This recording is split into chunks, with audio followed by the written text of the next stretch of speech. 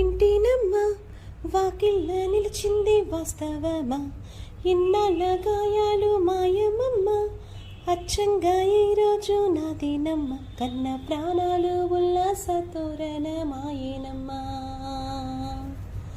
కంటి చెమ్మల్లోనూ నేడు సంతోష ఛాయలమ్మా.